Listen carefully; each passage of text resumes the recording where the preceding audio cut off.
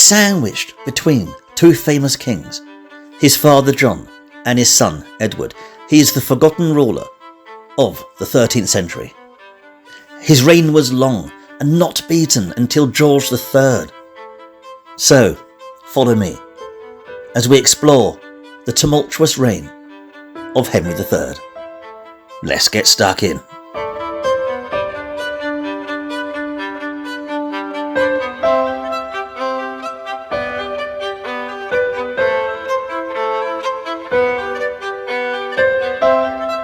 At the Christmas court, while 1238 rolled into 1239, Henry must have reflected back on his reign. From the 9-year-old boy crowned with his mother's tiara as the kingdom fell apart around him, to the constant to and froing of politics between those that opposed growing foreign influence and those that didn't. The movers and shakers of the kingdom he knew back as a child had passed away. People like the legendary William Marshal, Peter de Roche, Ranulph de Blondeville. And even though Hubert de Burgh was still around, he had been humbled in the past and did not have the same energy he did back in the day. He's an old man, around 73. Replacing these had been younger people, a younger generation of magnates, which included the new Earl of Leicester, Simon de Montfort. I say new because yes, the king promised it to him a while back, but Henry had clung on to it for some time, reaping the revenue. Simon was pretty much the same age as the king and could wait. In February, Henry bestowed the title of Earl of Leicester proper.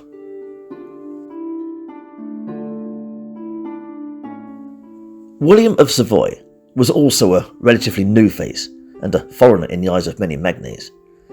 He'd come over with a contingent when Henry married Eleanor of Provence, and there's also resentment about Eleanor and the Savoyards' influence over the king.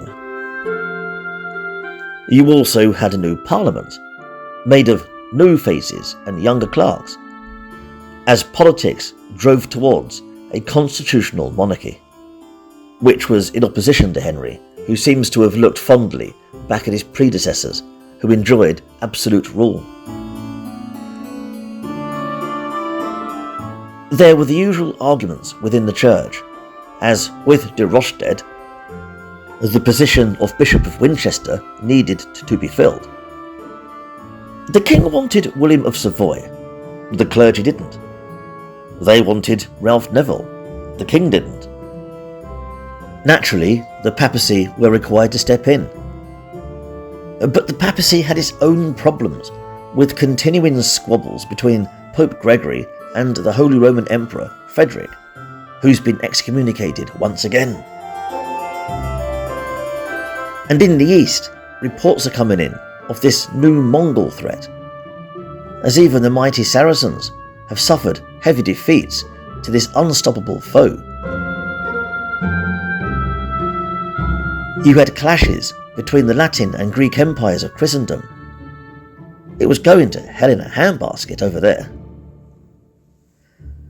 And Henry must have pondered over the future of his own kingdom, as there was still no heir to the throne, no children whatsoever from his line. Sure, when he married Eleanor, she was still very young, probably only around 11 or 12, because it was a political marriage typical of the period. But now she's 15, a woman going by the customs of the era. And remember, it's their customs, not our own. This is the past, a foreign place, and people did things differently there. But by now, even the chronicler Matthew Paris is pondering whether the Queen is barren. And people questioned the future of the monarchy.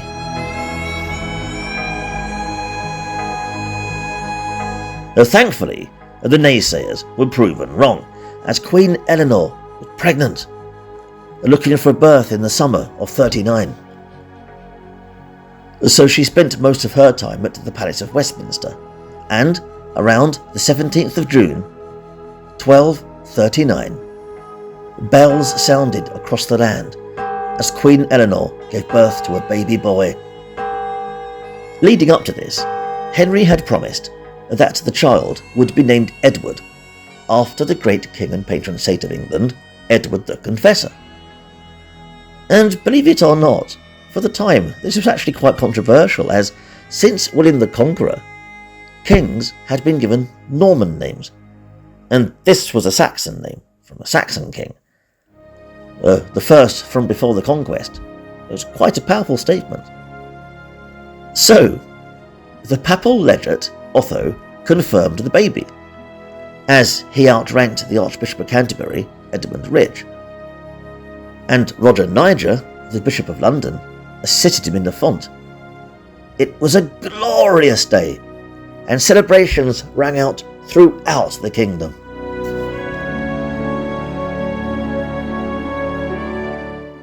The godfathers were Richard of Cornwall, Simon de Montfort, William Riley, and Peter de Molay, who himself was Henry's guardian back in the past. The ceremony was lavish, and the lavishness of this may be one of the reasons that the king decided once again to persecute Hubert de Burgh, as all the old allegations came out about everything from him meddling in the king's past marriage proposals to the fall of Ponthieu. The old drama from years back that most people had assumed was all over.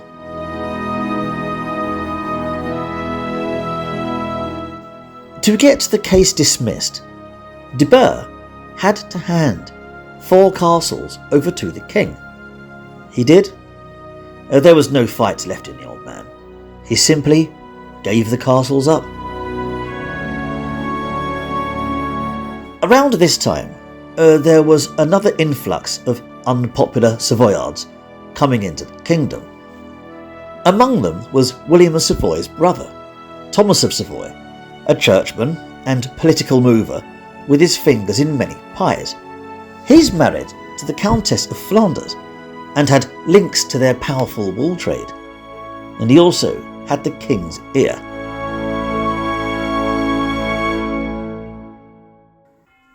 Thomas of Savoy, you see, had acquired the rights to a £1,900 debt against the earldom of Leicester, a debt that now belonged to Simon de Montfort. The debt had started with Ranulph de Blondeville, as £200 borrowed from Peter, Duke of Brittany. But Simon de Montfort now had the debt, and he kept on increasing it, adding interest. And now it had increased from the 200 it once was to £1,900. Now, Peter, Duke of Brittany, had a crusade to prepare for, and was cashing in on many debts owed to him. And savvy old Savoy? He's purchased the debt as a bargain, and he wants £1,340 from the king. Hang on, the king? Oh, did I forget to mention that Simon de Montfort had used Henry as financial security? If de Montfort cannot pay the debt, Henry will have to. And there is more to this. You see, Peter, Duke of Brittany, had been repeatedly receiving financial gifts from Henry. And Peter, in turn, was using that money to loan to Simon de Montfort. Now, Henry has no intention of paying the same money twice. He's famously grubby with money, and this did not go down well. So Simon de Montfort will have to settle his own debt, which he cannot do.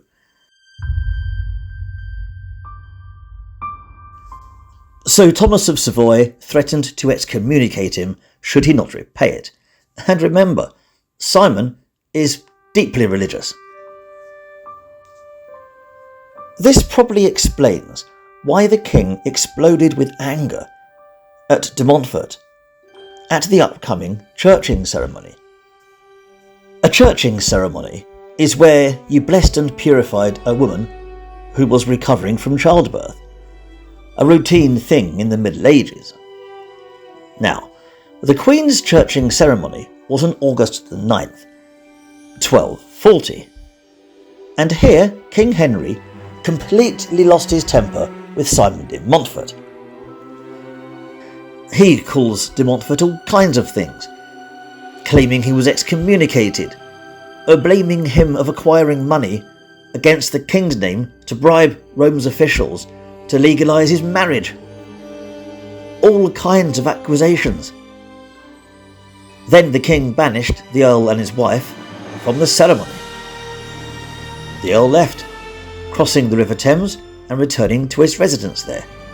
And then it gets worse, as de Montfort's residence belonged to Peter de Roche, who was dead. The house now belonged to the king, and when he learnt that the de Montforts were there, he had them evicted. Now, Simon de Montfort wasn't the kind of person to just roll over and quit.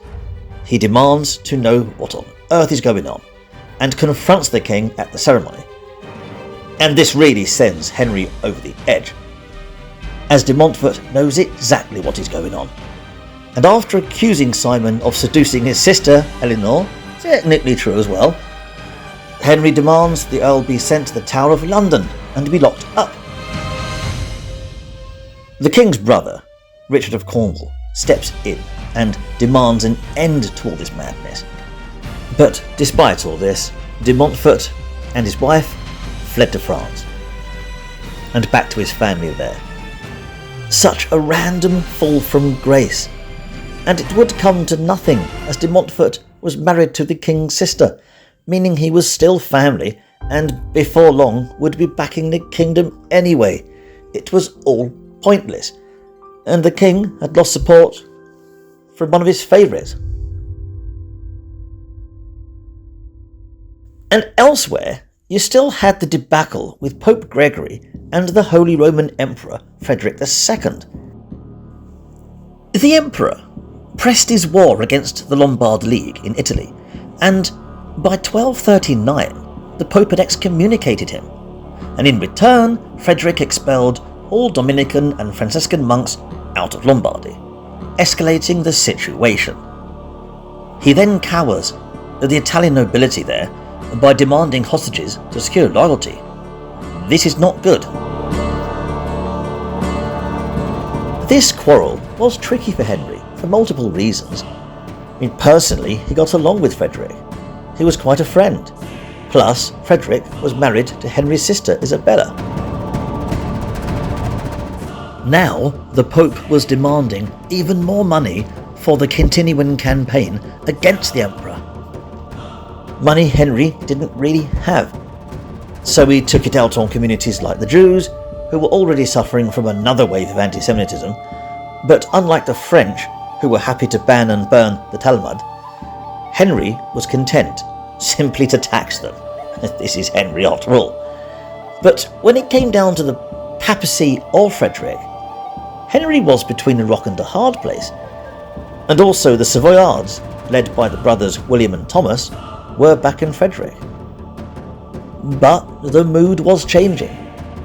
As summer passed, it was seen a good idea to support the Pope, and the plan was to install Thomas's brother William of Savoy as the Bishop of Liege in Flanders, and for him also, William of Savoy, to lead the Papal army against the might of the Holy Roman Emperor.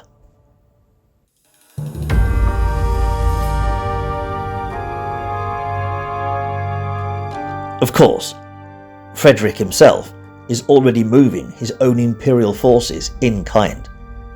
It looks like it's all kicking off. Unfortunately, William of Savoy dies around this time. He wasn't that old at all, and the rumour was he had been poisoned, pretty much shutting all this right down. In the meantime, Henry does try to ease things with a series of letters to both Frederick and Pope Gregory, and the elderly Pope is far too stubborn. Oh, and I don't say elderly for no reason. Gregory the Ninth? The chap is in his mid-90s. Even in this day and age, that is venerable. Frederick does respond back to Henry, complaining that the legate Otho has far too much influence on him, so get rid of the legate. Not that he needed to ask, because Otho would be recalled back to Rome soon anyway. But Henry still has to side with the Pope.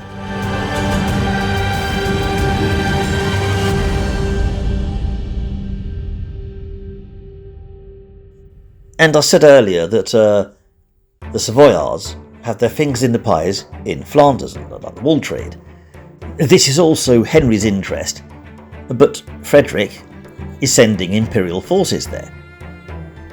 This forces Thomas of Savoy to plan a military campaign in Flanders to fight the imperial forces. So it's all kicking off in Europe.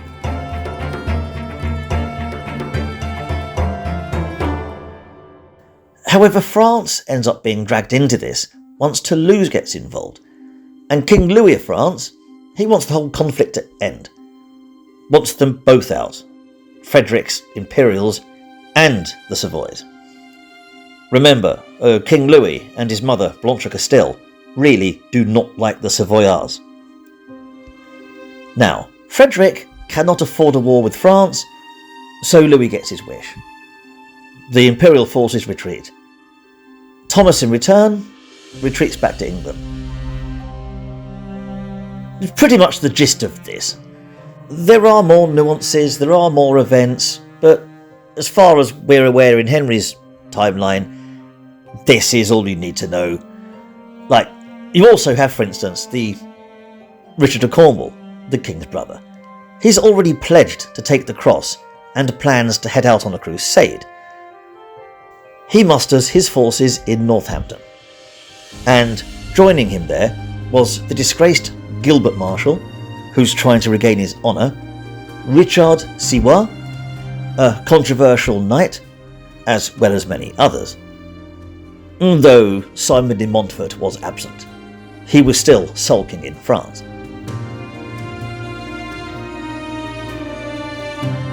So how does all this fit in with the quarrel between Frederick and Gregory?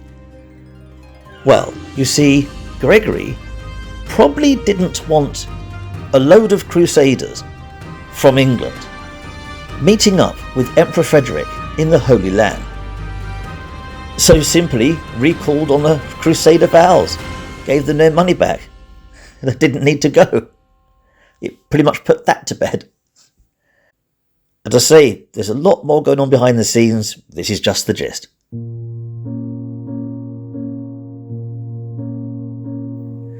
Actually, while on the subject of Richard of Cornwall, there was some good news, because his wife Isabel was pregnant. And if it was a boy, they would call the child Nicholas. But unfortunately, not only did she lose the baby, and it was a boy, she herself died in childbirth early the next year in January. She was 39 and got buried at the Beaulieu Abbey in Hampshire. And as for Richard of Cornwall, he's distraught. However, he's already pledged to take that cross. So grief-stricken, he says, to the devil with the Pope, I'm going on this crusade anyway, and makes preparations to head off to the Holy Land as soon as he can. Right, back to Henry.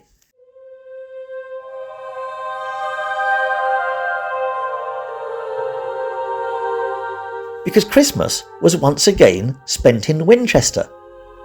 And once again the church was up in arms about the king meddling in the affairs of the elections of the bishops, installing the occasional foreigner here and there, and blocking William Raleigh from becoming the Bishop of Winchester, in favour of Boniface of Savoy, William of Savoy's other brother. Henry's at it again. There was also another matter, the matter of the senior positions in the church that still lay vacant for months at an end, with little want to fill that position. And it wasn't just 1 or 2 positions. We're talking around 300 of them, including, by the way, the bishopric of Winchester, a highly important role. The Archbishop of Canterbury, Edward Rich, was asking Pope Gregory to fill them in if no one else can. Bugger is, Henry argues against this, and the Pope sides with the King. And overseeing all these arguments was Otho, the papal legate. The odds were against the Archbishop. Though, if anything, the Pope's mind wasn't on squabbling back in England. He was far more concerned at getting his money for the upcoming crusade, and wished to levy a clerical tax. The Archbishop of Canterbury, Edmund, just obeys it and pays it. More pressure on him. All this bickering drags on way past February, as the Church argues back and forth.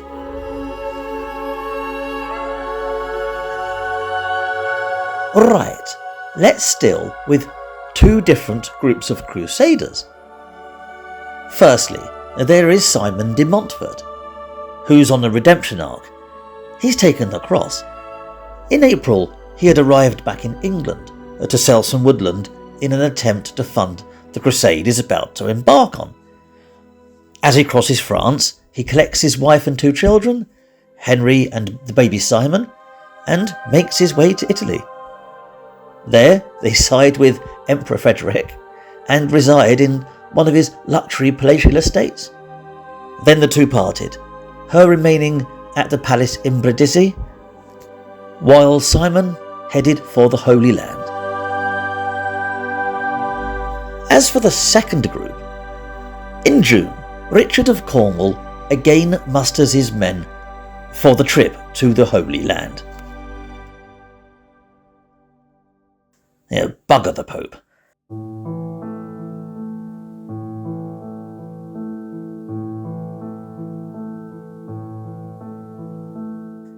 Again, a number of magnates heed the call at St Albans, and the Crusaders set off for Dover.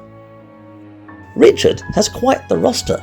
He's got the volatile knight Richard Siwa, William Longsby II, he's got Philip Basset, and there's also a couple of the old boys. Peter de Nemours is with them, as is William de Force. Around 60 crusaders altogether, each one a landed knight. Absent is Gilbert Marshall. No surprise there. Like I said, he is not his father, William. The apple has fallen far from the tree. Accompanying them to Dover, but no further, was the king himself and the papal legate Otho. Then the king and Otho watched as the Crusaders' ship carried them across to the shores of Normandy. Unfortunately, the elderly William de Force passed away en route.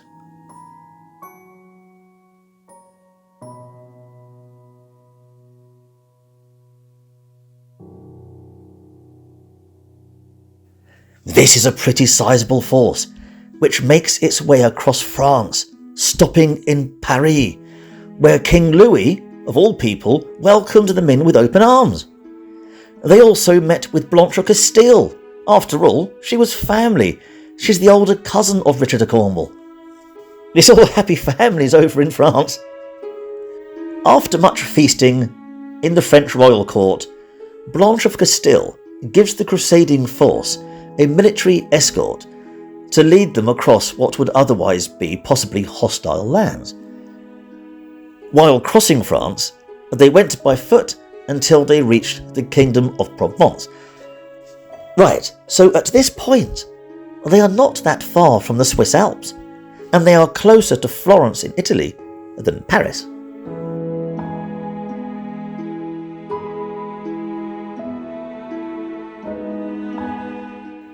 Now, they've had quite the journey. It's taken them about 3 months to get here. And there, Richard of Cornwall purchased boats to aid them down the River Rhone. southwards to the coast, to the Mediterranean. Okay, let's continue with this tangent. Let's talk about these boats, because you might like this. Right, the Crusaders step into the provincial town of Vienne while travelling upriver. And this is the modern-day France, Vienne, not Vienna. This is Vienne. Only the locals saw these boats and kind of wanted them, and they made an offer to purchase them. Obviously the answer was no. They then offered Richard 3 times what he had paid. Still, Richard told them where to go and how to get there.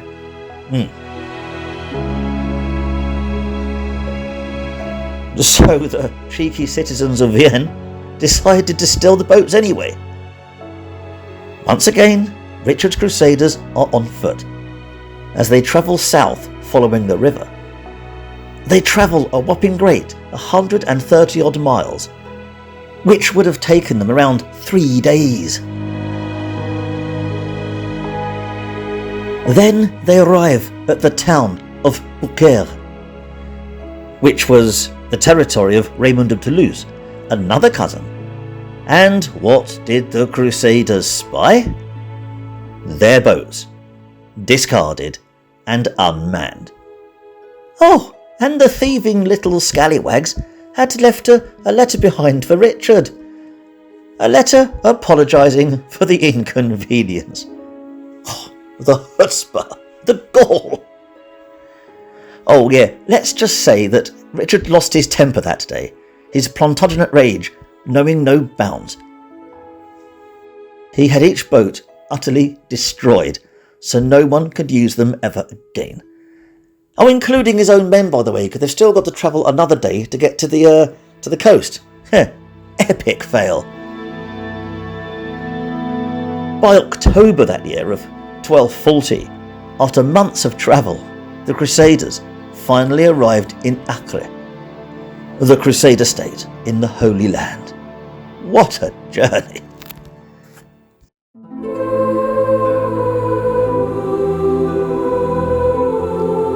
I'll also take a moment to bring our attention to the Kingdom of Wales, as there is more sad news. The Prince of Wales and King of Gwynedd, Llewellyn the Great, passed away in April. He had done everything he could to make sure his son David would inherit the kingdom over Gruffydd, his other son, and these 2 sons were still quarrelling over succession. But Llewellyn gets his wish, and Dafydd becomes the King of Gwynedd. So far, so good.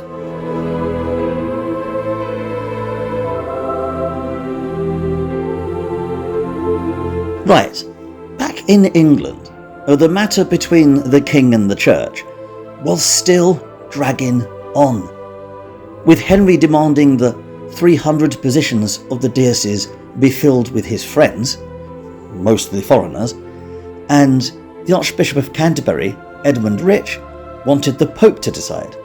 After all, it was a clerical matter, and the main arguments were between Rich and his monks, though the king was claiming royal dignity. All the way through the year this bickering continued, and the matter needed a conclusion. And it got one. By autumn, the Pope had declared that the 300 positions be handed to any Roman willing to fight Emperor Frederick. Basically, he was handing them to his own friends in the Vatican. Terrible news for the Archbishop of Canterbury. This was the final straw. Everything had taken its toll.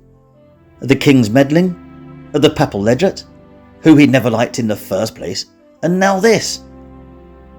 Edmund Rich was fed up with all the constant bickering and decided once again to head for Rome. He wanted a word with the big man, Pope Gregory IX, and he left in September 1240. Unfortunately, old Edmund was also in his senior years. He's 65, and he really shouldn't have been travelling across Europe so late in the year. As he made his trek across France, he arrived in Paris, and there he enjoyed the court of Blanche of Castile. But this is a coterie of monks led by an old man, not a retinue of crusaders. And it took them 3 months to make the journey from England all the way to the coast. So the journey is slow, and it was now mid-November. As winter set in, the Archbishop and his entourage stopped to rest at an old Cistercian abbey in Pontigny, but he falls ill while there. And the entourage did try and travel back, but the Archbishop of Canterbury passed away en route at Souzibouy, and per his dying wishes, his body was taken back to the abbey at Pontigny, where he was laid to rest. His last words were, "I have sought nothing else but thee, O God." But old Edmund Rich of Abingdon's story does not end there. As time would pass, the monks at Pontigny would claim to have witnessed several miracles. And this, in the eyes of the Catholic Church, especially at the time, only paved way for his eventual veneration as a saint. Of course, his rival, King Henry, tried to block this, but to no avail, and in 6 years' time, he'll be made a saint. And even now, his saint's day is November the 16th. He is the patron saint of the town of Abingdon, in the UK. There you go. All this squabbling between king, church, and papacy had left the Archbishopric of Canterbury open once again.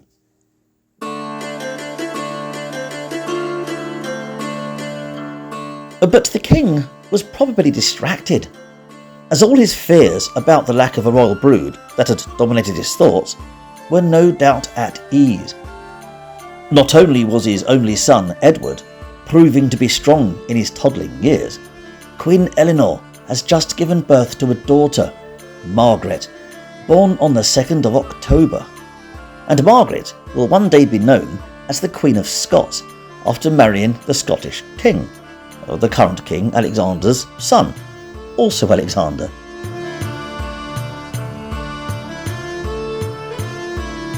Naturally, Christmas was spent in Westminster, London, while the Queen recovered.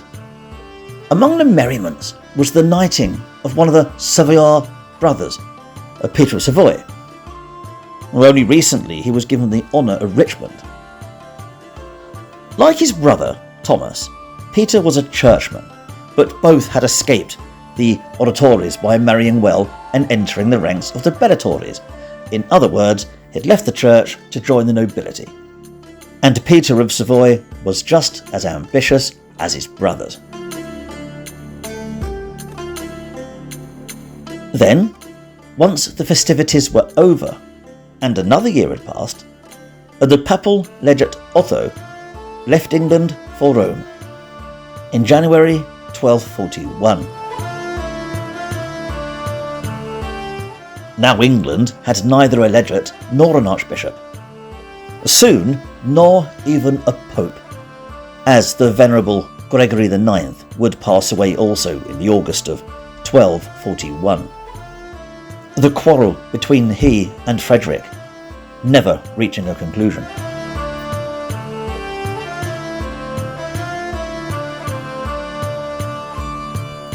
And no sooner had the Pope died, Emperor Frederick demanded all papal collections for the war against him seized. To give an idea of just how old this Pope was, as a child, King Stephen was on the English throne, battling Empress Matilda, over 90 years ago.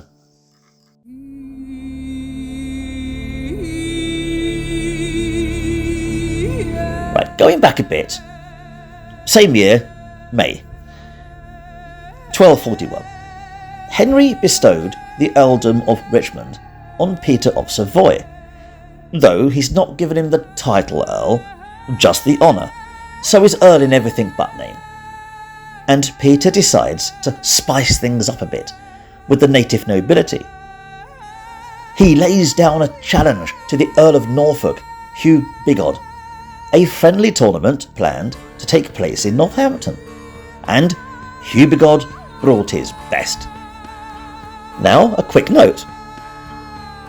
The one-on-one jousts we are familiar with came a bit later.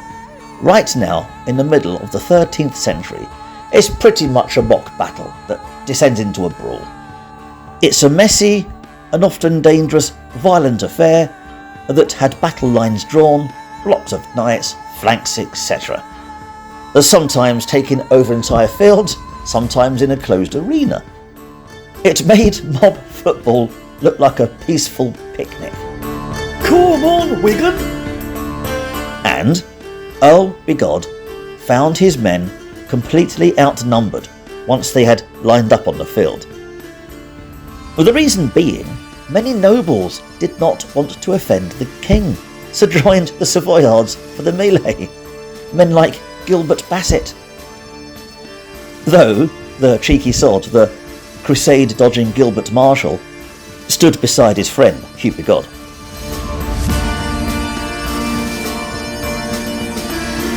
The English are about to receive a drubbing from the foreigners. Not that Hugh Bigod cared. He was looking forward to teaching Peter of Savoy a lesson. He had faith in his men. He'd face worse. Well, tally-ho! Last one in buys the drinks! But get this. King Henry, in a bid to save the English faction from getting trounced, he cancels the tournament right at the last minute. Then he gets blamed for fixing the tournament in favour of the Savoyards. Hugh Bigod accuses the king of saving the Savoyards from getting a damned good thrashing, 6 of the best, trousers down. Hooray! Such was the bravado of the nobility. But not to worry, as another tournament was planned for the 27th of June that year in Hertfordshire. The king once again bans it, but regardless, it goes on ahead anyway.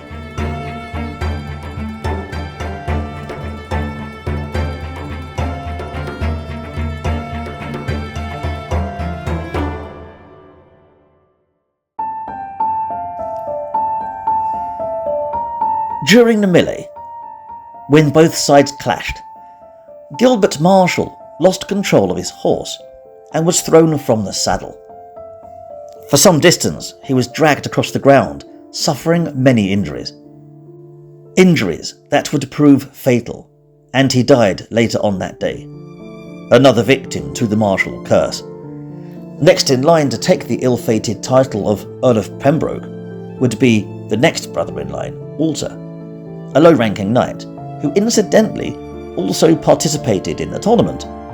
Hence the king refuses to bestow the title Earl at this moment in time. It'll make him wait.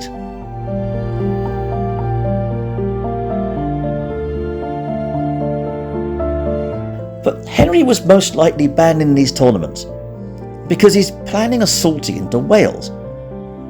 Dafydd had assumed the role of King of Gwynedd, and it had proved highly controversial with his brother. But before his brother, Gruffydd, could do anything about it, Dafydd had him imprisoned. So King Henry planned to end this squabbling between his nephews, because they were both his nephews, and he didn't want his magnates getting hurt in a bloody tournament when a real battle might be on the card. Not that a real battle was required, as Dafydd soon saw reason and stopped the hostility.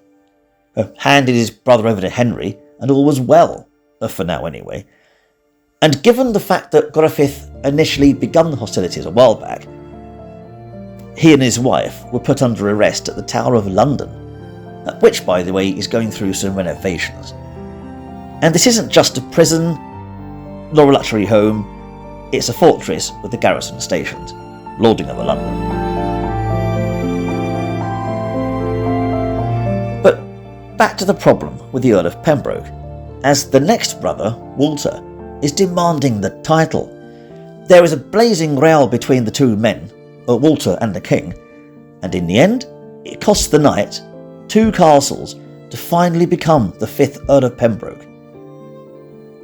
And only because Eleanor of Provence intervened, persuading the king. And yes, he's the 5th Earl of Pembroke, and his dad was the 1st. That's a lot of deaths in a short time.